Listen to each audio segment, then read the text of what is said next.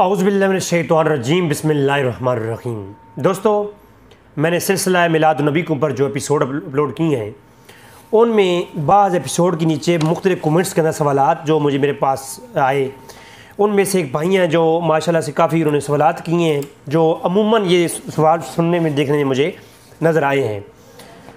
अब मैं उन लोगों में से भी नहीं हूँ कि सवालात को इग्नोर करूँ और कमेंट्स को एक बेमकसद और बेमाना समझूँ कि बेशुमार कमेंट्स आते हैं लोग इग्नोर करते हैं, तो मैं उन लोगों में से हरगिज़ नहीं हूँ। मैंने जो सिलसिला शुरू किया है अल्हम्दुलिल्लाह अपने शौक़ की बुनियाद पे किया, तो अपने शौक़ की ही बुनियाद पर सिलसिला जब शुरू किया है तो कोई कमेंट्स भी आया तो उसको जवाब देना भी मेरा शौक़ में से है। तो मैं तो चाहता हूँ कोई क्वेश्चन करे तो हम जवाब दें। अब उसमें से एक भाई हैं जिनका आईडी थी हक बैत क्या है या हक बातिल क्या है, इस तरह के नाम की आईडी है, मैं आपको नज़र आ रही होगी साइड पे। तो उन्होंने कुछ क्वेश्चन किए हैं मिलादुन्नबी के उन्वान पर, जो मेरे जो क्लिप है क्लिप नंबर 6 के तहत। तो उन्होंने बहुत सारी मेरी बातों पे एतराज़ उठाए जिनके जवाबात मुख्तलिफ एपिसोड के अंदर थोड़े थोड़े मौजूद हैं। तो मैं उन्हीं से मुखातिब हूँ कि आपने सवालात किए हैं तो आप हमारे भाई हैं। मैं ज़रा ये जो लहजा रखता हूँ, ये लहजा इसलिए होता है कि मोहब्बत के साथ आप तक बात पहुँचाई जाए, फ़कत कोई लड़ाई झगड़े वाली बात नहीं। हम जो मिलाद के कायल लोग हैं 1400 साल की तारीख़ में, वो बड़े ही अमन पसंद लोग हैं। तो लिहाजा मिलाद के उन्वान पर एतराज़ात हैं तो उनका जवाब भी इंशाअल्लाह तबारक ताला मैं अमन के साथ ही आपके सामने मोहब्बत के साथ ही रखूँगा। सबसे पहला जो सवाल एक जगह पे आपने किया वो ये था कि जश्न मिलाद की असल अगर कुरान और सुन्नत में है तो ये बिदअत हसना कैसे हुआ। एक ये सवाल था, इसको आपने 2 जगहों पे लिखा है मेरी 2 वीडियो के नीचे। तो जनाब मोहतरम, आपने जो पहला सवाल किया कि जश्न मिलाद की असल अगर कुरान में है तो फिर जो है ये बिदअत हसना कैसे हुआ, यानी बिदअत की टाइप में से कैसे हो गया। जब असल है तो या तो फ़र्ज़ होना चाहिए, वाजिब होना चाहिए, यानी सुन्नत होना चाहिए, कुरान सुन्नत में हो। तो जवाब ये है कि मिलादुन्नबी के मुख्तलिफ़ पहलू हैं। हर अमल के जितने भी अफ़ाल इस्लाम हैं, जितने भी अमाल इस्लाम हैं, इस्लाम के अंदर जितने भी अफ़ेल हैं, अमल हैं, उनके मुख्तलिफ़ गोशे होते हैं। जैसे कि नमाज है, नमाज में बाज़ ऐसे अमूर हैं जिनको हम वाजिब कहते हैं, बाज़ को सुन्नत और बाज़ को मुस्तहब कहते हैं। मसलन तकबीर तहरीमा कहना, ये पहले शुरू में हाथ को उठाना उलमा के नज़दीक वाजिब है। अकेले नमाज पढ़ रहे हो तो सूरत फातिहा को पढ़ना वाजिब है। सजदों का करना वाजिब है। तो इसी तरह जिस तरह नमाज के अंदर या बाकी अफ़ाल के अंदर बाज़ जो गोशे हैं उस मफ़ेल के वो वाजिब हैं और कुछ सुन्नत हैं, कुछ मुस्तहब हैं। तो जैसे कि नियत का ज़ुबान से करना, तो इसी तरह से मैं भी ये अर्ज़ करना चाहूँगा कि मिलाद की मुख्तलिफ़ गोशी हैं, मैंने अलग अलग सबको बयान किया और उनके शरई हुक्म भी बताए। अब आप कहते हैं जी फ़लाँ शख्स बरेलवी आलिम ने लिखा कि मिलादुन्नबी का ये जो मामला है मिलादुन्नबी सुन्नत इलाहिया है। बाज़ कहते हैं जी फ़लाँ शख्स ने लिखा कि ये सुन्नत रसूल है। बाज़ ने कहा जी कि ये बिदअत हसना है। बाज़ ने कहा कि ये वाजिब है। तो ये है क्या बात। अब ये सवाल भी करते हैं और नादान बंदो, पहले किसी बरेलवी को पढ़ो तो सही। और पहली दूसरी बात यह है कि जब आप मुझसे बरेलियों के मुतल्लिक़ सवाल कर रहे होते हैं कि आप बरेली अक़ैद की जो है वो प्रचार करते हैं, तो बरेलियों का दिफा में आप जब प्रचार करते हैं तो आप बरेलवी अक़ैद के बारे में, तो मैं एक ही शख्स का नाम लेता हूँ। पहली बात यह है कि कोई आलिम दीन उसका फतवा या कोई आलिम दीन जो है वो किसी मसले के लिए हुज्जत नहीं होता। अगर बरेलियों के लिए कोई हुज्जत आप मानते हैं तो वो इमाम अहमद रज़ा ख़ान फ़ाज़िल बरेलवी हैं। तो फ़ाज़िल बरेलवी ने जो मिलाद के मुतल्लिक़ कहा है वो आप हमारे सामने रखिए, हम जवाब आपको देते हैं। पता नहीं आप किस किस का नाम ले रहे होते हैं, नंबर 1। नंबर 2 ये है कि मिलाद के जिस गोशे को उलमाए बरेलविया ने बयान किया उस गोशे के ऊपर बात हो रही है। मसलन महफ़िल मिलादुन्नबी। अब महफ़िल मिलादुन्नबी जिसमें हज़ूर की आमद का तज़किरा हो, ऐसी महफ़िल सजाई जाए जिसमें ज़िक्र मुस्तफ़ा हो, हज़ूर की आमद का ज़िक्र हो, ऐसी महफ़िल को बाज़ ने कहा कि ये सुन्नत इलाहिया है, तो उसके ऊपर हम दलील दी है। मसलन कैसे, जिन उलमा ने यह कहा कि ज़िक्र मुस्तफ़ा की महफिल सजाना जिसमें अल्लाह के रसूल का जिक्र हो वो सुन्नत इलाहिया है, ये अल्लाह की सुन्नत है, तो उसके ऊपर दलीलें हैं और वो दलील मैंने पेश की हैं कि अगर मिलाद के दिनों में ये महफिल कराई जाए या मिलाद के कहीं और दिनों में, मिलाद के अलावा किसी दिनों में ज़िक्र मुस्तफ़ा की महफिल कराई जाए और ख़ुसूसन वो महफिल जिसमें ज़िक्र मुस्तफ़ा, आमद मुस्तफ़ा और मिलाद मुस्तफ़ा का जिक्र हो, ऐसी महफिल करवाना वाक़ई में उसकी एक जहत ये भी है कि वो सुन्नत इलाहिया है।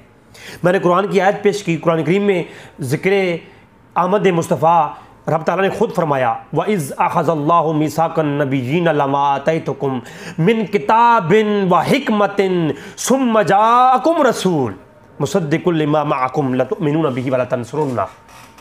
अब कुरान की इस आयत के जो शख्स भी आज, आप तो कहते हैं किसी की तकलीद ना करो, कुरान और हदीस से खुद इस्तेदलाल करो, तफसीरों को भी ना मानो, कुरान का ऐन तर्जमा जो कह रहा है वो मानो। आज आप लोग ये गैर मुक़ल्लिद हमें तालीम देते हो कि कुरान तो आसान, सबसे ज़्यादा आसान है कुरान, खुद कुरान को पढ़ो, खुद कुरान से इस्तेदलाल करो, कुरान तो आसान किताब है भाई, कुरान आसान किताब है तो कुरान खुद कह रहा है। अल्लाह तबारक तआला ने महफिल मुनक्किद की, मजलिस मुनक्किद की, अल्लाह ने मजलिस जिसमें जुलूस हुआ, जुलूस इजलास हुआ, अंबिया की रूहें इकट्ठी की गईं और अल्लाह ने अंबिया से मीसाक लिया कि आमद मुस्तफ़ा के आने पर तो खिताब मुस्तफ़ा करीम के ज़िक्र का ख़तीब खुद मेरा रब और समा करने वाली अंबिया की ज़ातें। तो इस आयत से इस्तिदलाल अगर कोई करे और ये कहे कि ज़िक्र मुस्तफ़ा की महफिल करवाना कुरान की इस आयत से इस्तिदलाल होता है और जो बिल्कुल इस्तिदलाल 110% ऑथेंटिक और ठीक है, उसकी बुनियाद पर अब ज़िक्र मुस्तफ़ा की महफिल करवाना क्या हुआ, सुन्नत इलाहिया हो गया ना। अब अगर कोई ये कहे कि लड़ियाँ लगाना, चंडियाँ लगाना, चरागां करना ये सुन्नत इलाहिया है, तो जनाब इमाम बैकी ने दलाइल नबुव्वा के अंदर, इमाम इब्न नईम ने इसको दलाइल नबुव्वा के अंदर और इमाम स्यूती ने ख़साइसुल कुबरा के अंदर और हाफ़िज़ इब्न कसीर ने अल-बदाया व निहाया के अंदर और हाफ़िज़ इब्न कसीर ने अपनी किताब जो मिलाद के उन्वान पर लिखी अल-मौलिदुर रसूलुल्लाह सल्लल्लाहु अलैहि वसल्लम उसके अंदर भी इसको नकल किया कि हज़रत आमना फरमाती हैं कि मैंने देखा जब्राइल के हाथ में 3 झंडे हैं, वअलमम बिल मशरिक के एक मशरिक में लगाया, वअलमम बिल मगरिब दूसरा मगरिब में लगाया, वअलमन अला ज़ाहिरिल काबते और तीसरा झंडा काबतुल्लाह की छत पे लगाया। तो वो झंडे कौन लगवा रहा था? अल्लाह की ज़ात, जब्राइल लगा रहे थे हैं। अब जब्राइल लगा और मैं अगर मैं सिर्फ मैंने डायरेक्ट रवायत पढ़ दिया है, इस रवायत के ऊपर उलमा और फुक़हा ने क्या बहस की। बाज़ ने कहा कि इसके सनाद में ज़ोफ़ है, लेकिन क्योंकि ये रसूल सल्लल्लाहु अलैहि वसल्लम के मनाकिब की रिवायत है तो ये बयान करने में हर्ज नहीं है, फुक़हा ने कहा। और इब्न हजर को आप देखें तो वो खुद ऐसी रवायात जो मनाकिब रसूल सल्लल्लाहु अलैहि वसल्लम में हों उनको लेने के कायल हैं। तो अब जो है इस रवायत को जिसको मुहद्दिसीन ने बयान किया, इसकी बुनियाद पे अगर कोई ये कहे कि चंडियाँ लगाना, चरागां करना और चरागां करने का जवाब भी अल-बदाया व निहाया हाफ़िज़ इब्न कसीर ने अपनी किताब मिलाद इब्न कसीर के अंदर और दीर कुतुब के अंदर रवायत मौजूद है कि उम्मे उस्मान फरमाती हैं कि जब हजूर की विलादत का वक्त करीब आया तो मैंने देखा कि अल्लाह ने सितारों को इतना झुकाया कि महलात भी रोशन हो गए। तो मैंने कहा अल्लाह ने अपनी शान के मुताबिक चरागां की थी, उसकी शान बड़ी है। तो हम मुसलमान हजूर की पैदाइश खुशी में जो अल्लाह तबारक तआला ने की थी हजूर की पैदाइश खुशी में, उन चरागां को उसी तरह की चरागां लड़ियाँ लगा कर करते हैं, तो इसमें कोई कबाहत नहीं है। अगर एक शरई दलील मौजूद है, हज़रत उस्मान इब्न अबी आस जो रवायत करते हैं अपनी वालदा से, ये रवायत मौजूद है, तो इस रवायत पे अमल करते हुए कोई लड़ियाँ लगाता है तो ये सुन्नत इलाहिया हुई कि ना हुई। इन तरीक़ से ये फ़ेल करना सुन्नत इलाहिया हो गए। ठीक है। अब आपने जो सवाल किया कि इसकी असल कुरान में है, तो कुरान में तो ये इस तरीक़ से जो और वज़्कुरू निअमतल्लाह सुन्नत इलाहिया के बाद वजूब देखो, वजूब ज़िक्र मुस्तफ़ा की महफ़िल सजाना एक जहद से वाजिब भी है। वो कैसे? वज़्कुरू निअमतल्लाहि अलैकुम, अल्लाह की नेमतों का जिक्र किया करो। दूसरे मुकाम पे है कि जो है वअम्मा बिनिअमति रब्बिका फहद्दिस, अल्लाह की नेमतों का चर्चा किया करो। मेरे मौला तेरी बेशुमार नेमतें हैं, ये कान, ये आँखें, ये खाने, ये सब कुछ, आबो हवा, सब कुछ तेरी नेमतें। मेरे मौला वो कौन सी नेमत है जिसका जिक्र करें? और ये जिक्र करना उज़्कुरू निअमतल्लाह, ये उज़्कुरू अमर है और अमर मुतलक के वजूब के लिए आता है। तो अब मालूम हो गया कि अल्लाह की नेमतों का जिक्र करना हम पर वाजिब है। आप अगर कहें जी कि ये पानी अल्लाह की नेमत है, तो क्या अल्लाह की इस नेमत का जिक्र करना वाजिब है कि नहीं? आप मौलवी सारे कहेंगे कि ये वाजिब है। अरे पानी का जिक्र करना तो वाजिब हो गया, अल्लाह की सारी नेमतों का जिक्र करना वाजिब हो गया। तो अंबिया जो अल्लाह की सबसे बड़ी नेमत है, और कुरान ने खुद कहा वइज़ क़ाल मूसा लिक़ौमिही या कौम इज़्कुरू निअमतल्लाहि अलैकुम इज़ जअल फ़ीकुम अंबिया। मूसा अलैहिस्सलाम ने कौम से कहा वज़्कुरू निअमतल्लाह, मूसा अलैहिस्सलाम ने कौम से कहा कि अल्लाह की नेमतों का जिक्र किया करो। तो कौम ने सवाल किया वो कौन सी नेमत? तो फरमाया इज़ जअल फ़ीकुम अंबिया, बाकी भी नेमतें, सारी नेमतें हैं, लेकिन ये जो अल अंबिया है सारी नेमतों से बढ़कर हैं, तो इनका जिक्र तो अल्लाह की नेमत समझ करके मुस्तफ़ा करीम और असबख्तुम निअमती इख़वाना जो के अल्फाज है कुरान करीम में, वो नेमत के मुतालिक अल्लाह के रसूल खुद, अल्लाह के रसूल नेमत है और नेमत उज़्मा है। कुरान ने खुद कहा है कि ये वो नेमत है जो तुम्हारी तरफ आई अल्लाह की तरफ से और तुम्हें भाई भाई बना दिया, वो मुस्तफ़ा करीम की ज़ात है। तो नेमत समझ करके मुस्तफ़ा करीम का, अल्लाह की नेमत समझ करके उनका जिक्र करना, उनके जिक्र की और उनके मनाकिब की महफिल सजाना, उनकी सीरत की महफिल सजाना, वो सारी क्या है? वो वाजिब है। मैं ज़रा अहले हदीस भाइयों से पूछूंगा, मैं ये देवबंदियों से पूछूंगा कि आपकी सीरत नबी कॉन्फ्रेंस और जनाब अहले हदीस कॉन्फ्रेंस, मैंने खुद अहले हदीस की कॉन्फ्रेंसों के अंदर मैंने खुद जनाबे वाला इसके अंदर किया है, ये शमूलियत किया, अख्तियार की है, खुद मैंने महफिल के अंदर बैठा हूँ। मैंने वाक़ के अंदर देवबंदियों की बड़ी बड़ी सीरत नबी कॉन्फ्रेंस के अंदर शिरकत की है, जिसके अंदर उन्होंने नाते भी पढ़ी हैं और जिक्र भी रसूल सल्लल्लाहु अलैहि वसल्लम का किया है। मैं पूछूंगा क्या ये सहाबा किराम ने कॉन्फ्रेंस करवाई हैं? कोई एक शोहदाए इस्लाम कॉन्फ्रेंस जो अबू बकर सिद्दीक़ ने करवाई हो, शोहदाए ओहद कॉन्फ्रेंस करवाई हो, सीरत नबी कॉन्फ्रेंस करवाई हो? नहीं। ज़िक्र मुस्तफ़ा की महफिल हो मिलाद के दिनों में तो वो बिदअत हो गई, वो गलत हो गई, उस पर दलीलें मांगते हो। तो मुझे बताओ यार, अहले हदीस कॉन्फ्रेंस और ये करवाना सही हो गया? इसकी भी सहाबा किराम से कोई दलील दे दो। अगर इसका इस्तिदलाल तुम कुरान और सुन्नत में किसी जगह से कर लेते हो तो वाज़िह इस्तिदलाल जो मैं कुरान के आयतें पढ़ रहा हूँ, जिनके तर्जमा के अंदर भी मैं बेअन ही तर्जमा पढ़ रहा हूँ, इस्लाम 360 उठा लो, उन आयात जो वाज़िह जिनके अहकाम से ये सादिर होता है, तो उनके तहत अगर ये मिलाद नबी का जिक्र किया जाए, हजूर के पैदा होने की खुशी की जाए, तो ये हराम हो गई। कुछ हमें भी बताओ यार, किस दुनिया के तुम, कौन से कुरान की एक आयत को पढ़ लिया बाकियों को रद्द कर देते हो, कुरान के एक गोशे को पढ़ा बाकियों को रद्द कर देते हो। कुरान पूरे को पढ़ो, पूरे को मानो। कल को तुम्हें कोई कहे कि अल्लाह तबारक तआला वाहिदुल कहार है, कहार और जब्बार है, तुम कहो नहीं रऊफ रहीम है, कुरान करीम कहता है, तो तुम फिर क्या जवाब दोगे? कभी उधर वो कोई कहे कि नहीं कहार है, आप कहें नहीं रहीम है, तो भाई दोनों है, दोनों सिफात अल्लाह की मौजूद है, दोनों को बयान करना है। इसी तरीके से कुरान करीम में दो हर चीज़ की जगह के रुख मौजूद हैं, उन दोनों को बयान करना है।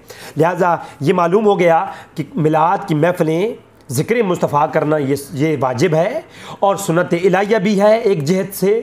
और इसको आप कहें जी सहाबा किराम का अमल, तो सहाबा किराम का अमल भी जामे तिरमिज़ी के अंदर, सही मुस्लिम के अंदर मौजूद है कि जब सहाबा किराम बैठे थे और हज़ूर तशरीफ़ फरमाओ, ये तो पूछा क्यों बैठे हो? अब मैं वो वज़ाहत में जाऊँगा तो ये तो बहुत बड़ा क्लिप बनेगा, क्योंकि सारे सवाल बाकी हैं, पेंडिंग हैं।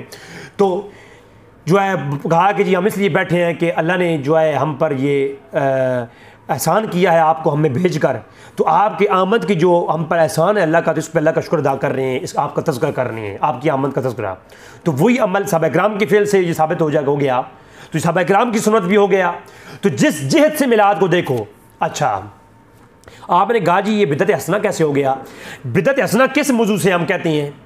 ये इस पैमाने पर, बड़े पैमाने पर ये इज्तिमा मिलाद को करना, ये देगे पकाना, बड़े पैमाने पर गुरबा और मसाकीन और गरीबों के अंदर तकसीम खैरात करना, इस जिहत के अतबार से ये बिदअत हसना है, यह अच्छा नया काम है। मन सन्ना फिल इस्लाम में सुनतुन हसनतुन फलहु अजरुहा, जिसने इस दीन के अंदर कोई नया अच्छा काम शुरू किया फलहु अजरुहा। और हाफ़िज़ इब्न कसीर ने मिलाद इब्न कसीर के ऊपर जो हाफ़िज़ इब्न कसीर ने जो मिलाद के मौजू पर किताब लिखी है ना, उसके शुरू में यही रवायत सही मुस्लिम की ला करके तज़किरा करते हैं और बिदअत हसना को डिफ़ाइन करती हैं। तो मालूम हो गया कि ये बिदअत हसना किस मौजू से है। ये जो बड़े पैमाने पर जो ताबीन सहाबा किराम और जो अच्छा काम है, लेकिन वो सहाबा ताबीन और उनकी असल कुरान में नहीं है, और वो अच्छा काम है जो शरीयत के कामों को बिगाड़ता भी नहीं है। तो बड़े पैमाने पर यह तमाम करना, जो कि एक और यहाँ पर सवाल आपने किया था, वो ये था कि ये जो मिलाद है ये हमने कब कहा है कि इमरान खान ने शुरू करवाया है? ये आपने कहा था, और आपने ये कहा कि ये मिलाद इमरान खान ने शुरू नहीं करवाया, ये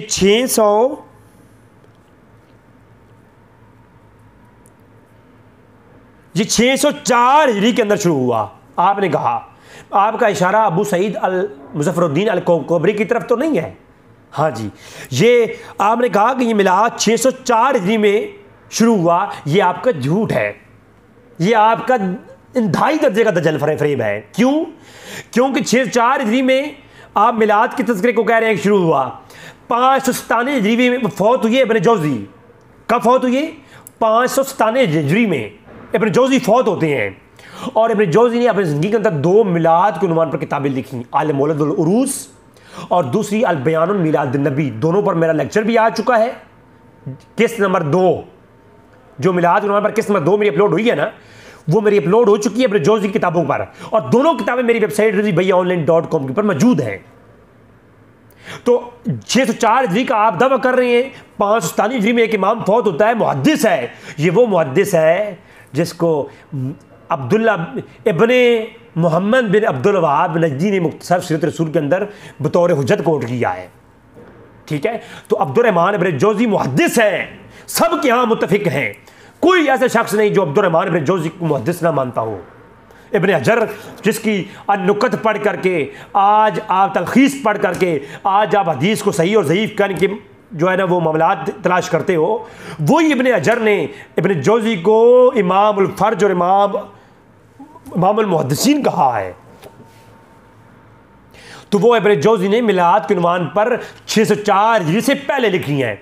और कहीं आपको गलतफहमी ना हो कि ये 604 हिजरी का आपने नाम लिया है, तो कहीं आपने कहा हो कि अल मुज़फ़्फ़रुद्दीन अल कोबरी हैं, वो जो सलाहुद्दीन अयूबी का बहनोई था, सुल्तान सलाहुद्दीन अयूबी का बहनोई अबू सईद अल मुज़फ़्फ़रुद्दीन कोबरी, जो कि मिलाद को बड़े पैमाने पर ये खाना पकाने और तमाम करने और उलमा को बुलाने का जो उसने काम स्टार्ट किया था सरकारी लेवल पर, वहाँ से मिलाद सरकारी तौर पर शुरू हुआ। मिलाद तो पहले से था, वहाँ सरकारी तौर पर शुरू हुआ था मिस्र के अंदर और यमन के अंदर। तो वो मुज़फ़्फ़रुद्दीन ने ये काम शुरू किया, तो कहीं आपको कोई डाउट ना पड़ जाए, इसलिए हाफ़िज़ इब्न कसीर की अल-बदाया व निहाया पेश कर देता हूँ यहाँ पर। तो उसी अल मुज़फ़्फ़रुद्दीन के मुतालिक जिसने 604 हिजरी में सरकारी तौर पर मिलाद बनाया, उसके मुतालिक हाफ़िज़ इब्न कसीर कहता है कि आलिमन आमिलन आदिलन राहिमल्लाहु इमरान, कि अल्लाह तबारक तआला वो एक आलिमन आलिम था, एक इल्म पर अमल करने वाला था, और जो है आदिलन एक आदिल शख्स था, हुक्मरान था। तो राहिमल्लाहु इमरान, अल्लाह उस पर करोड़ों रहमत करे। वो हर साल मिलाद करता था। हाफ़िज़ इब्न कसीर 17वीं जिल्द, और ये जो है ना 604 हिजरी के वाक़ियात, और उसमें कहता है कि हाफ़िज़ इब्न कसीर कि वो अबू सईद अल मुज़फ़्फ़रुद्दीन सलाहुद्दीन अयूबी का जो बहनोई था, वो मिलाद करता था, और अल्लाह ने मिलाद पर करोड़ों अशरफियाँ करोड़ों रुपए खर्च करता था, गरीबों में खाने तकसीम करता था। तो कहा कि अल्लाह ने उसको ऐसा अजर दिया, अल्लाह उस पर करोड़ रहमतें फरमाए, उसकी कब्र मौला अली के मज़ार में बनी। जनाब यहाँ इब्न कसीर है, ठीक है। तो ये जनाब इब्न कसीर वही है जिसको अरब व अजम के अंदर मुफस्सिर कुरान और पता नहीं क्या क्या लक़ब टाइटल दिए जाते हैं। तो मालूम हो गया कि बिदअत हसना इस मौजू से है, बिदअत हसना इस मौजू से हम बिदअत हसना कहते हैं।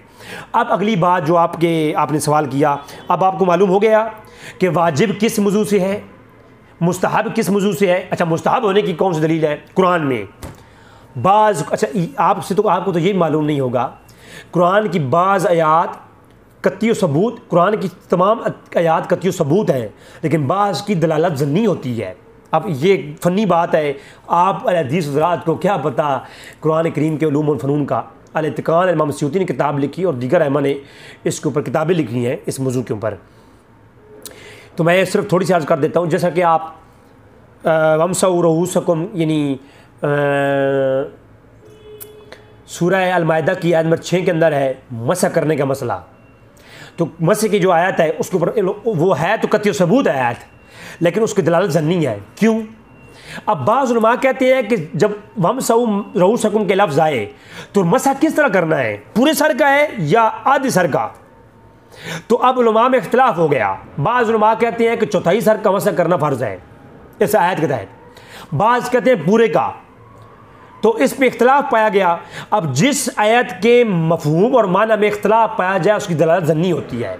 एक 4 तरीके से होती है ना, बाज़ कत्ती सबूत होती हैं उनकी दलालत ज़न्नी होती है, बाज़ की दलालत भी कत्ती सबूत होती है, बाज़ ज़न्नी दलालत कत्ती सबूत होती है, दलालत ज़न्नी होती है, और दीगर उसकी 4 कैटेगरी हैं। शरह मानी अलसार के अंदर वो दीगर लिखी हैं, लेकिन वो आप हदीस रात तो मानते नहीं है, लिहाजा आपको बताने का फ़ायदा नहीं है।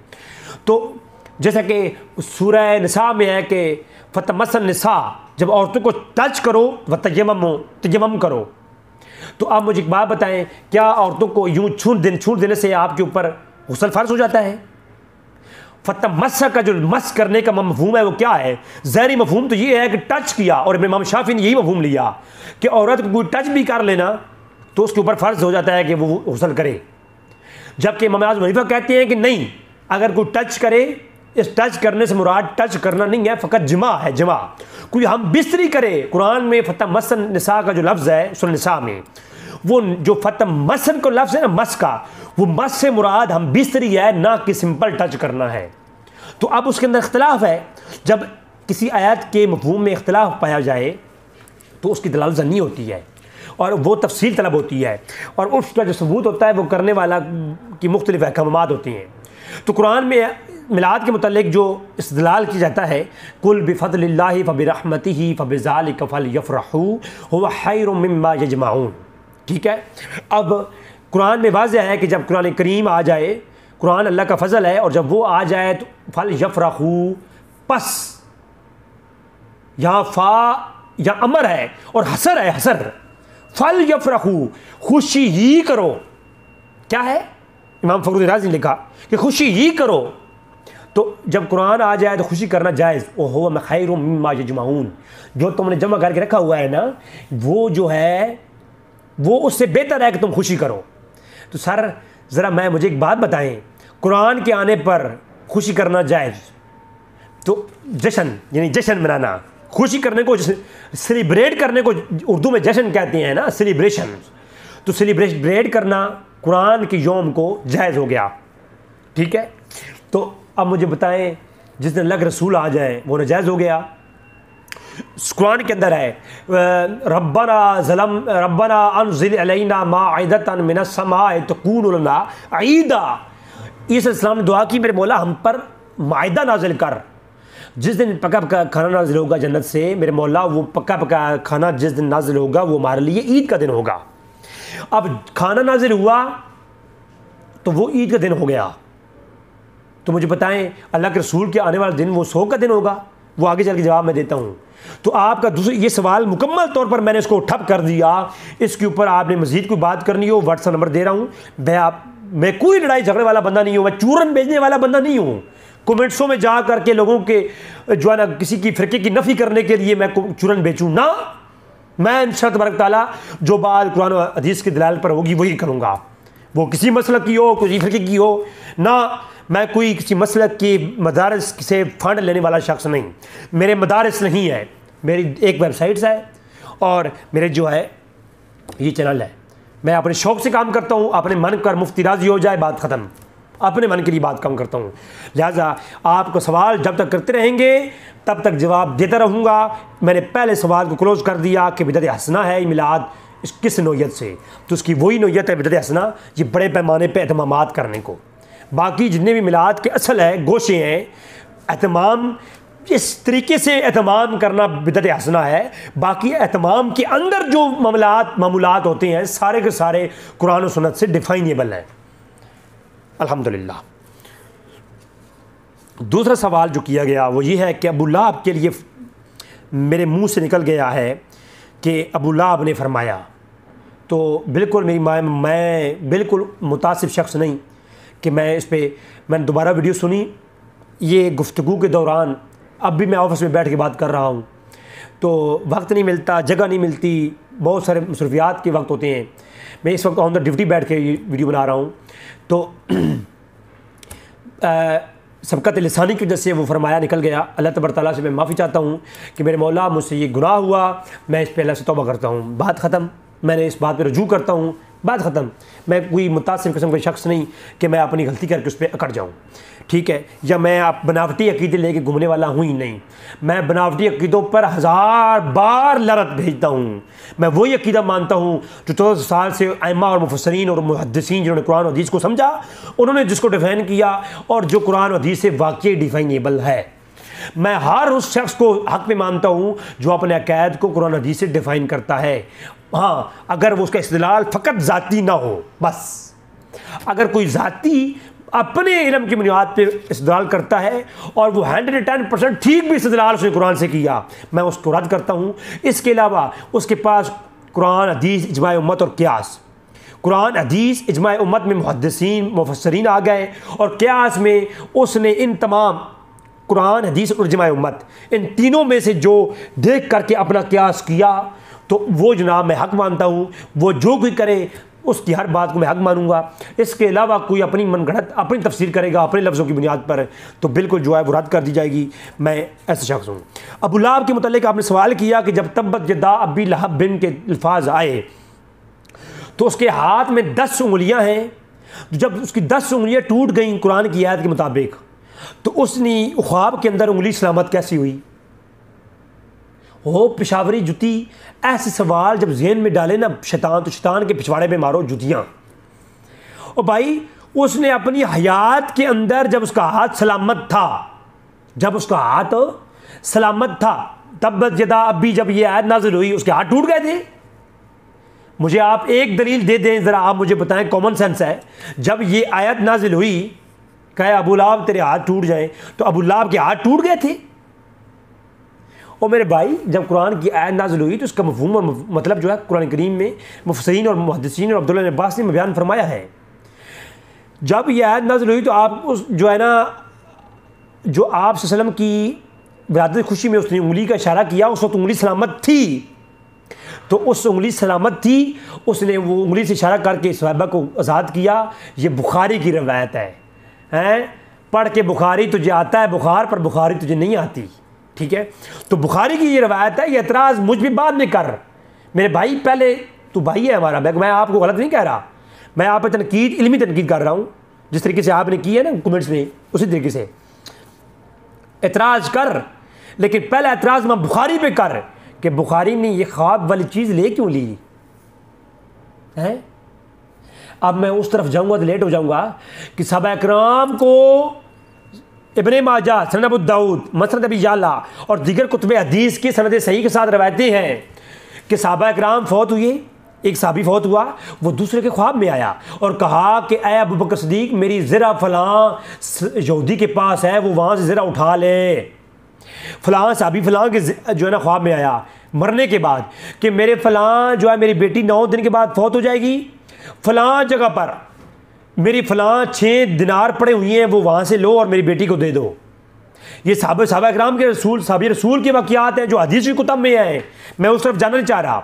तो भाई अल्लाह के रसूल ने फरमाया किताब रोया, कुतुब हदीस के अंदर एक पूरा चैप्टर होता है, बुखारी मुस्लिम को उठाइए ना, किताब रोया, ख्वाबों की ताबीर का बयान, उसके अंदर पूरा चैप्टर है। अल्लाह के रसूल की हदीस है। अल्लाह के रसूल ने फरमाया कि मिशकात शरीफ के अंदर जो है सनद सही के साथ है कि अल्लाह के रसूल ने फरमाया कि ये जो मोमिन का ख्वाब है ये वही होता है। मोमिन का ख्वाब वही होता है। जब मोमिन का ख्वाब वही हो गया तो अब्दुल्लाह इब्न अब्बास का ख्वाब वही नहीं होगा। तो मेरे भाई ये मुझ पे ज़ुबान बाद में खोल, मेरा कसूर बहुत बाद में है, मेरा कसूर बहुत बाद में है। पहले इमाम बुखारी को पकड़ और उम्मे हबीबा को पकड़। उम्मे हबीबा इसको बयान करती हैं सनद सही के साथ, और अब्दुल्लाह इब्न अब्बास ख्वाब देख करके उम्मे हबीबा को बयान करते हैं। अब बुखारी में उम्मे हबीबा का जो है ना ये जिक्र नहीं, लेकिन जो क्लिप मेरा यूट्यूब पे अभी अपलोड हुआ है ना इसी मुतालिक, अबू लहब के मुतालिक, वो आप देख लो।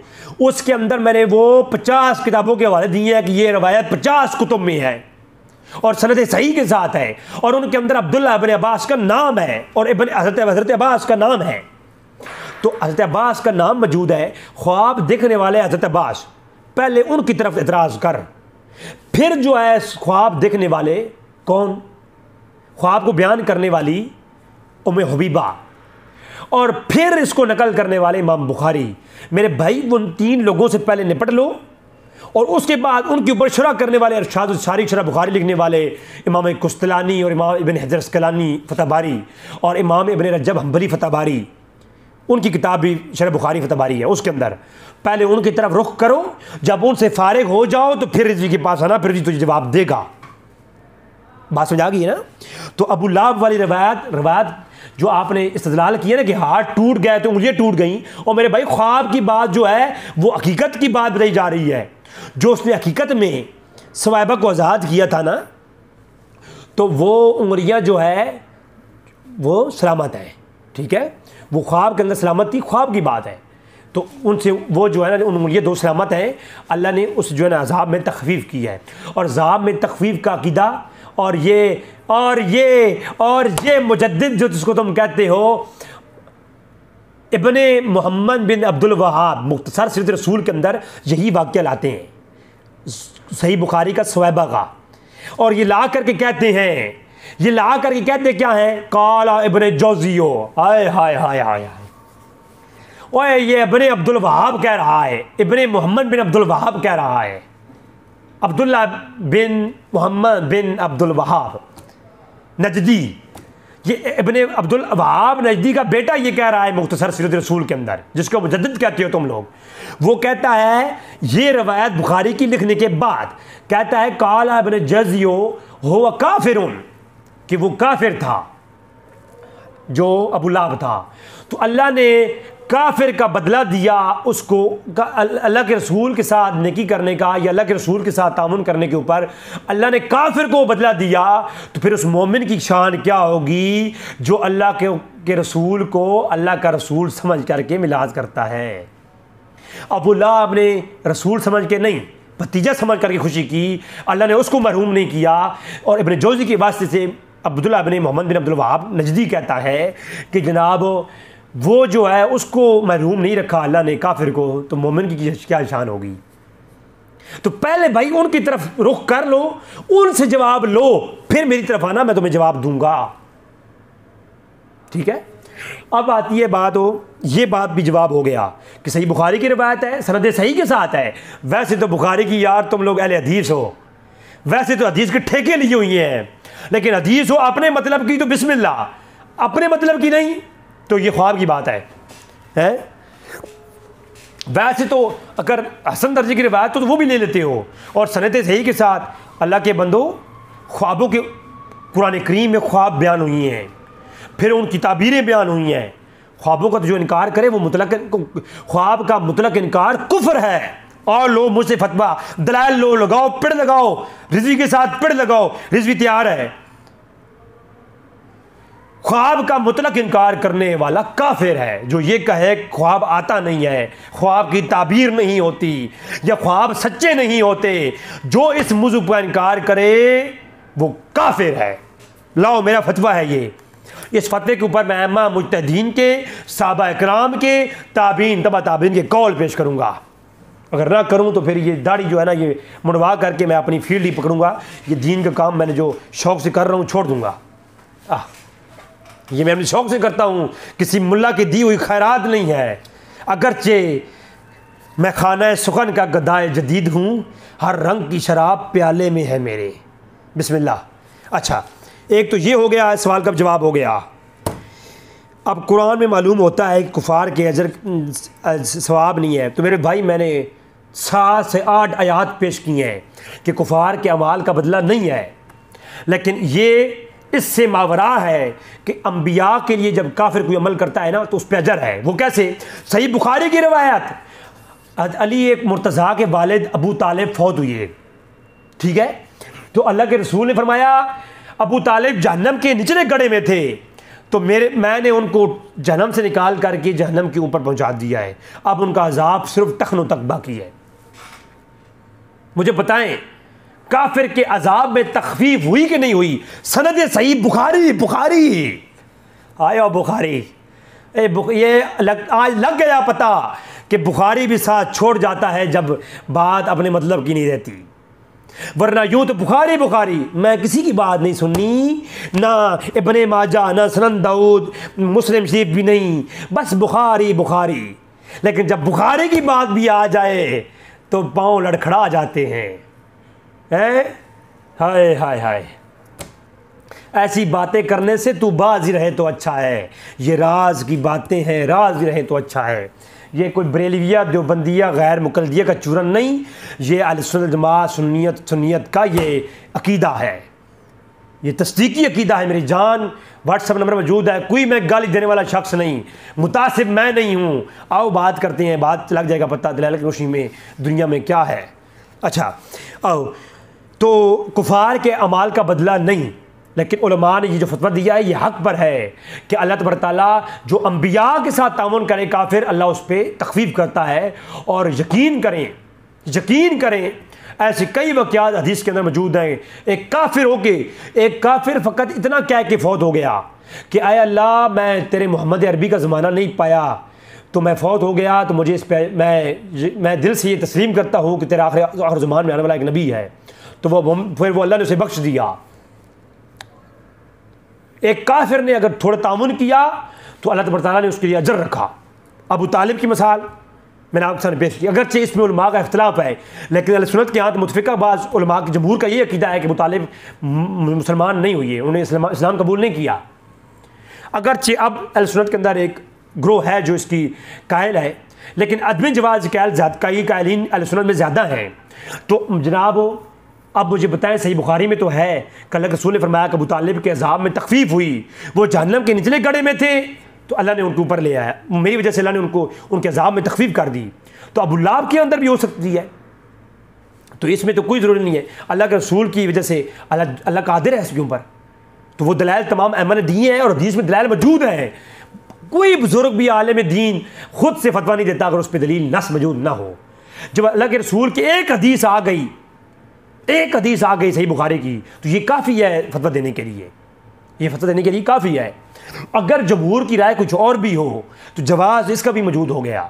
जवाज़ इसका देखिए, सही बुखारी में खड़े होकर पेशाब करने की हदीस है। आज सब लोग अमल करते हैं बैठ के पेशाब करने के ऊपर, तो उस हदीस के मुतालिक कोई मुझसे पूछे या उलमा से पूछे तो हम ये कहेंगे अगरचे सबसे बेहतरीन और सुन्नत अमल बैठ के पेशाब करना है, लेकिन अगर कोई उज़र बीमारी किसी परेशानी की बुनियाद पर खड़ा होकर पेशाब करे तो उसके ऊपर जवाज़ मौजूद है, जवाज़, गुनाह नहीं होगा, गुनाह नहीं है। तो अब कायले तखफीफ जो है कुफार, जो अज़ाब कुफार की जो अकीदा है कि कुफार के अज़ाब में तखफीफ होती है अज़ूर की वजह से, तो इसके ऊपर जनाब अकीदा ये उलमा ने बयान किया, बड़े बड़े अहमा ने, मेरी एपिसोड आ चुकी है उसमें आप देख सकते हैं। जब उलमा ने उसके अंदर बयान कर दिया तो आप ईमान से बताएं, सही बुखारी के अंदर हदीस मौजूद है ना सनद सही के साथ, तो जब सही बुखारी और इसके अलावा 50 कुतुब के अंदर ये रिवायत मौजूद है तो बात ख़त्म, नस मौजूद है। अब उसको कायल कोई गुमराह नहीं होगा, अब कायल गुमराह नहीं होगा, ये असूल में से है। लेकिन असूल अब आपको कौन बताएगा? अच्छा ये भी हो गया। हाँ, एक और सवाल, ये कुल शरीफ 10वां चेलम सालाना ये क्यों करते हो? वहाँ तो सोग हलाल हो जाता है। भाई मेरा चैलेंज है, मैंने अपनी वीडियो के अंदर ये कहा कि 3 दिन से ऊपर सोग हराम है, तो 1400 साल के बाद नबी का सोग अगर वफ़ात बर रबीउल को हो और मिलाद और वफ़ात दोनों बर रबीउल को हों तो इस दिन को सोग करने का जवाज़ नहीं है, क्योंकि सोग तीन दिन है, इसके अलावा नहीं, सिवाय औरत के जो उसका शोर फोत हो जाए। सही बुखारी, मुस्लिम और किताबुल जनाज़ के अंदर, इब्न माजा के अंदर रवायत मौजूद है, तमाम लोग पढ़े हुए हैं ये रवायत। तो अल्लाह के रसूल ने फरमाया कि सोग 3 दिन है सिवाय औरत के, ठीक है। तो अब इस हदीस की बुनियाद पर यह अथेंटिक बात है कि 3 दिन से ऊपर सोग करना हराम है, और अल्लाह के रसूल का 1400 साल के बाद सोग करने तो जवाज़ ही नहीं बनता, और मैंने असूली बात की है, हदीस की बुनियाद पे की है। अब जो है एतराज़ आपने ये किया कि कुल शरीफ 10वां 40वां चेलम वगैरह सालाना ये हलाल हो गए सोग, तो मेरे भाई मेरा चैलेंज है, किस बरेलवी आलिम ने, किस सुन्नी आलिम ने ये लिखा है कि चेलम सोग है, 30वां सोग है, 10वां सोग है। वैसे मैं अहले सुन्नत के तबके से हूँ, हमारे यहाँ तीजा होता है, ये तीजा होता है, चेलम करते हैं, सालाना करते हैं, और वो भी सारे नहीं करते। मेरे ख़ानदान में 3 फौतगियाँ हुई, चेलम किया, यानी सब लोगों ने कुरान खानी की, उसके लिए दुआ की और खाना पकाया, गरीबों में तकसीम किया। सालाना पहली दफ़ा करते हैं, इसके अलावा बार बार भी नहीं करते। बात समझ आ रही है ना? लेकिन ये इसको फ़र्ज़ वाजिब हम नहीं समझते, मुस्तहब अमल समझते हैं, इस साल सवाब करते हैं। लेकिन मेरा चैलेंज है, अगर कोई माई का लाल हलाली है, किसी फट्टी पुरानी किताब से दिखा दे, किसी एक आलिम ने चेलम चौथे को, जो चौथा होता है, 3 दिन के बाद किसी दिन को भी सोग लिखा हो, या सोग हलाल लिखा हो, या इस दिन को बतौर सोग लिखा हो, मेरा चैलेंज है इस बात पे, खुलेआम कह रहा हूं। जो नुतफ़ा है, जिस नुतफ़े से वो अलका बना, अलका से मुदहा बना, मुदहा से इज़ामा बना, अज़ामा से लहमा बना, उसको मेरा चैलेंज है, अगर उसका हलाली वो नुतफ़ा है, एक किताब से दिखा दे, किसी सुन्नी बरेलवी ने लिखा हो कि जनाब ये जो है ना 40वां चौथा ये सोग है। भाई ये सोग नहीं है, ये एहतमाम में जो है ना इसाल सवाब है। मैयत के लिए दुआ, कोई नेक अमल, कोई भी, चाहे वो हम अल्लाह के नाम का विर्द करें, नवाफिल पढ़ें, कुरान की तिलावत करें, यानी दुरूद शरीफ पढ़ें, यानी कोई भी कलमा शरीफ का विर्द करें, यानी कोई भी नेक अमल करने के बाद मुख्तलिफ, एक ही महफिल में लोग कोई नफल पढ़ रहे होते हैं, कोई कुरान पढ़ रहे होते हैं, कोई तकरीर हो रही होती है, तो मुख्तलिफ यानी जो भी नेक अमल है इस्लाम की, कोई भी नेक अमल करने के बाद मैयत के लिए दुआ करना कहे, अल्लाह उस मैयत के दर्जात में बुलंदी अता फरमा, उसके गुनाह को माफ़ फरमा, इसे साल सवाब कहते हैं। और ये इसका एहतमाम किया जाता है। बाज़ औक़ात तो नाम 40वें का होता है, वो 45 दिन के बाद एहतमाम हो रहा होता है, बाज़ औक़ात दूसरे दिन जो है ये एहतमाम हो रहा होता है, बाज़ औक़ात 5वें दिन हो रहा होता है। कोई दिन भी ख़ास हम लोग नहीं करते, लेकिन पहले ये था कि चौथे दिन करते थे, 40वें दिन, लेकिन अब तो ये दिन ख़ास नहीं होते। मेरे आसपास जितने भी लोग ये काम करते हैं, आगे पीछे दिन होते रहते हैं।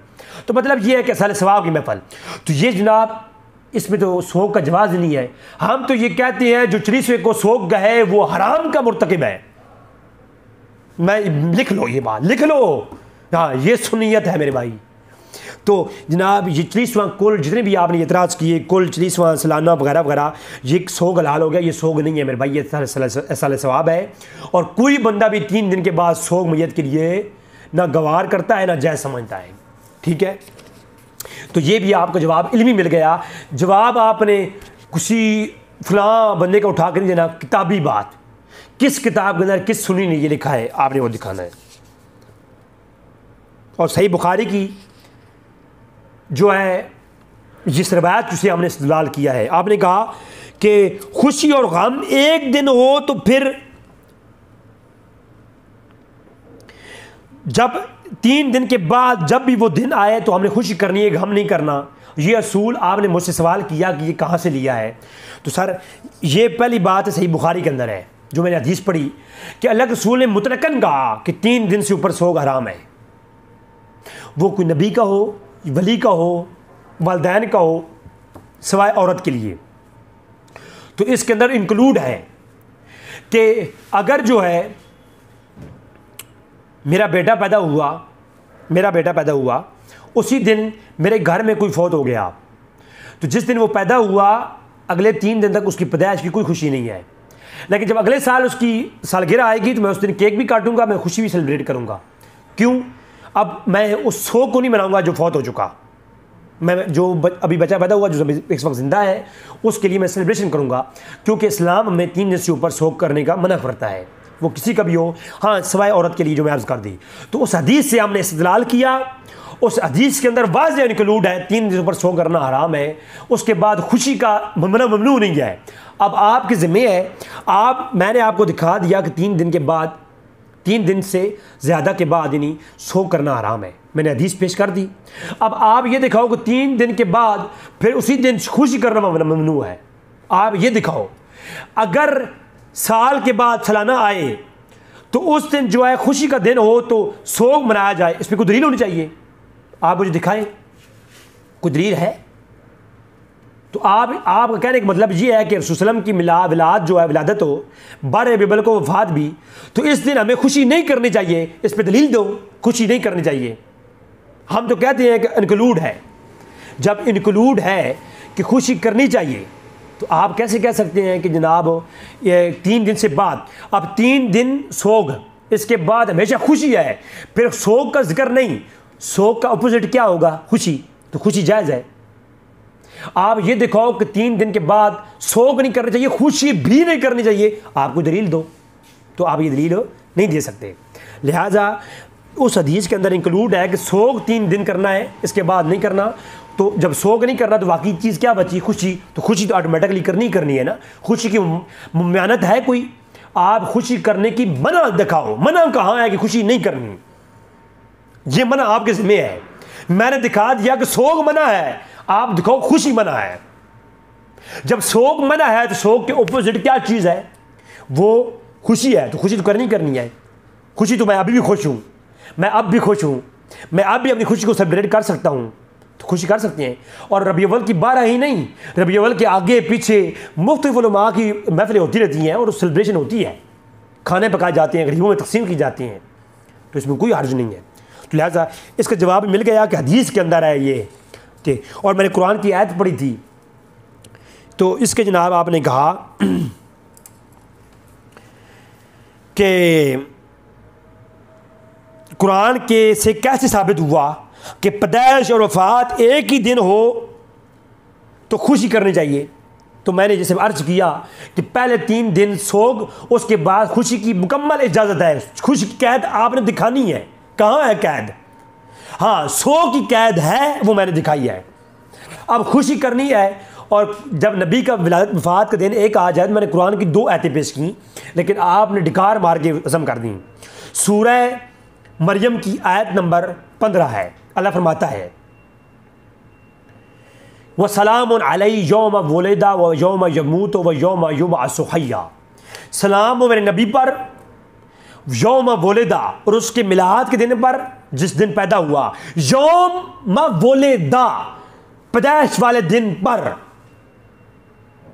अब नबी के पैदाइश वाले दिन पर सलाम, ये सलामती खुशी को डिफाइन करती है या गम को डिफाइन करती है? सोग को? मौलवी कुरान रख सर पे, कुरान को सर पे रख के ना मुझे जवाब दे कि सलामती अस्सलाम वालेकुम, ये आपकी खुशी को डिफाइन कर रहा है या आपके गम को डिफाइन कर रहा है? अल्लाह की कसम खा के मुझे जवाब दे। कुरान कहता है वसलामुन अलैहि, मेरे नबी पर सलाम, यौम वुलिदा, और मेरे नबी के पैदा होने वाले मिलाद के दिन पर सलाम, व यौम यमूत मौत, मौत, यमूत मौत, और नबी के मरने वाले, दुनिया से पर्दा फरमाने वाले दिन पर सलाम, इंतकाल। अब मौत, ये तवफ़ा, यूफ़ा, ये आगे आपने सवाल किया, मैं जवाब देता हूँ कि मौत का लफ्ज़ कुरान में कितने माना में जो है ना, फौत का लफ्ज़ कुरान में कितने माना में इस्तेमाल हुआ, मैं आगे अर्ज़ करता हूँ। तो सलाम हो मेरे नबी के पैदा होने वाले दिन पर, और सलाम हो मेरे नबी के दुनिया से पर्दा फरमाने वाले दिन पर। सोग ना हो, सलाम हो, सलाम। अब इस आयत से साफ वाज़ह हो गया कि अंबिया का दिन वफात वाला हो या जो है मिलाद वाला हो, दोनों पर सलाम, दोनों पर सलाम। वह यौम युबअसु हय्या, नबी जब दोबारा उठाया जाएगा उस दिन पर भी सलाम। तो अब इस आयत में वाज़ह सलामती, हम मिलाद के दिनों में सोग नहीं करते, महफिल ज़िक्र मुस्तफ़ा करके सलामती ज़ाहिर करते हैं, अमन ज़ाहिर करते हैं, खुशी ज़ाहिर करते हैं। इससे मालूम हो गया कि अम्बिया। और सूरह मरियम की आयत 33 सुन लो ज़रा। वसलामुन अलैया यौम वुलिदतु व यौम अमूतु व यौम उबअसु हय्या। सलाम हो मुझ पर, ईसा सलाम कहती हैं, व यौम यमूत व यौम वुलिदतु, और मेरा पैदा होने वाले दिन पर। ये नबियों के पैदा होने वाले दिन पर सलामती भेजना और वफ़ात वाले दिन पर सलामती भेजना, ये नबियों की भी सुन्नत हो गई। सूरह मरियम की आयत नंबर 33 से नबी की सुन्नत वफ़ात पे दिन पर सलाम पढ़ना। ठीक है, तो इसका जवाब भी आ गया कि ये कुरान से जो हमने निकाला है, सलामती से मफहूम हमने निकाला है खुशी का और अमन का, और सलामती के सलामत का, और सोग का मफहूम सलाम उनके अंदर नहीं है। अगर मफहूम है सलाम के अंदर कोई सोग का, तो कुरान के अंदर एक दलील दिखा दे। खुदा के कसम मौलवी, मैं क्लिप अपलोड करूँगा। मैं ना मुंतशिर आदमी हूँ, ना मैं मुतासिर किस्म का आदमी हूँ, ना मैं फ़िरका वारियत को चूरन भेजने वाला आदमी हूँ।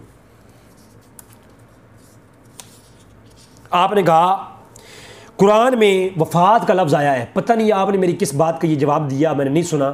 तो आपने ये लिखा कमेंट्स के अंदर कि वफ़ात का लफ्ज़ कुरान में सूरह अनाम में आया है कि, और सूरह मोहम्मद के अंदर भी आया है, सूरह 61। तो मेरे भाई इसके ऊपर एक पूरी तवील गुफ्तगू हो सकती है। मैं कादियानी के रद में एक क्लिप तैयार कर रहा हूँ, इंशाअल्लाह मिलाद के बाद लाऊंगा, जिसमें वो हज़रत ईसा अलैहिस्सलाम की वफ़ात साबित करते हुए वो मुतवफ़ा ये तवफ़ा के लफ्ज़ से इस्तेदलाल करता है कादियानी। तो मैं कुरान के वो मफ़हूम माना बयान करूँगा। कुरान में जो लफ्ज़ वफ़ात है, वफ़ात ये 5 माना में इस्तेमाल हुआ, 5 माना में, और ऐसे माना में इस्तेमाल हुआ। अगर हर जगह लफ्ज़ मौत का माना करें तो बिल्कुल जो है ना, उस आयत का अपनी जगह से मफ़हूम ही हट जाता है। यानी यतवफ़ा के लफ्ज़ इस्तेमाल हुए, यूफ़ा के लफ्ज़ इस्तेमाल हुए, वफ़ात के लफ्ज़ इस्तेमाल हुए, अफ्ता के लफ्ज़, यानी इस तरह के यतवफ़ा मुतवफ़ा इस तरह के लफ्ज़ कुरान करीम में जो इस्तेमाल हुई हैं वफ़ात के माना में। ठीक है, तो वो पूरा होना, वादा पूरा करने के माना में, पूरा होने के माना में, मुकम्मल कर देने के माना में।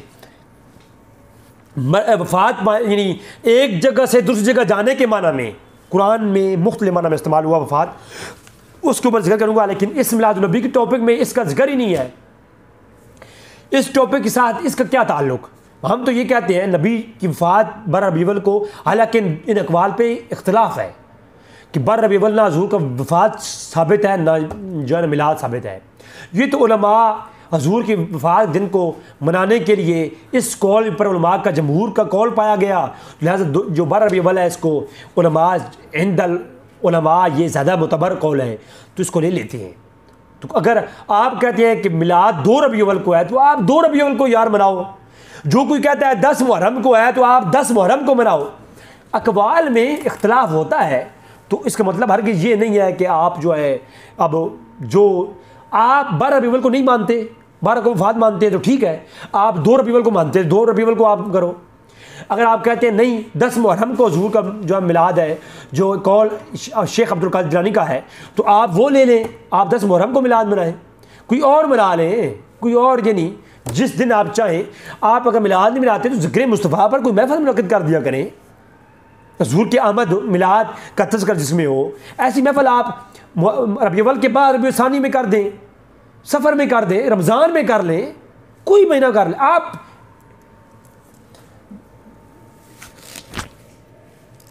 पीड़ा और ते फकियाँ और, दर्द कुछ और है और दलीलें कुछ और।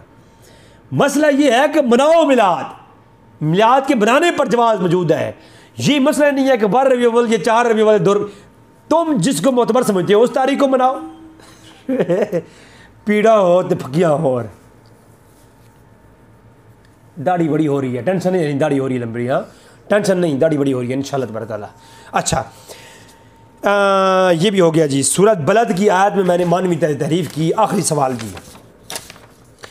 काजी सनाउल्लाह पानीपती रहमतुल्लाह ने तफसीर मज़री के अंदर जो माना लिया वमा वलद का, कि वो जो उससे पैदा हुआ, तो पैदाइश का जिक्र है ना, तो मैंने उस पैदाइश के जिक्र से ये बुनियाद डर की कि ऐ नबी पैदा हो, तेरी पैदा होने की कसम है वालिद वालिद की। इसमें इख्तलाफ है कि वालिद से मुराद आदम है या अब्दुल्ला है, तो दोनों कौल उलमा लेके आती हैं। तो कहते हैं वमा वलद, और तेरे बाप की कसम और तेरे जनने की कसम, तेरे पैदा होने की कसम। तो जो पैदा हुआ उसकी कसम, तो पैदा कौन हुआ? मुस्तफ़ा करीम की ज़ात। तो बात ख़त्म हो गई। तो यही जनाब इसकी मानी तहरीर कहाँ से आ गई, ये तो काजी जो है ना तफसीरों के अंदर मैंने बयान किया है, वक्त नहीं तो बड़ा हो गया, वरना मैं इसको भी आपके सामने पेश करता। तो लिहाजा कोई सवाल रह तो नहीं गया, फिर आप कहेंगे जी कोई जवाब रह गया होया, तो फिर इंशाल्लाह जवाब दूंगा इंशाल्लाह ताला जी। हर सवाल का ये मैं देखिए मैंने पूरी फहरिस्त तैयार की हुई लोगों की, इंशाल्लाह इसके ऊपर आगे आएंगे सवाल आज जवाब। आपकी दुआ का तालिब आपका बना भाई रिजवी भाई। अस्सलाम वालेकुम।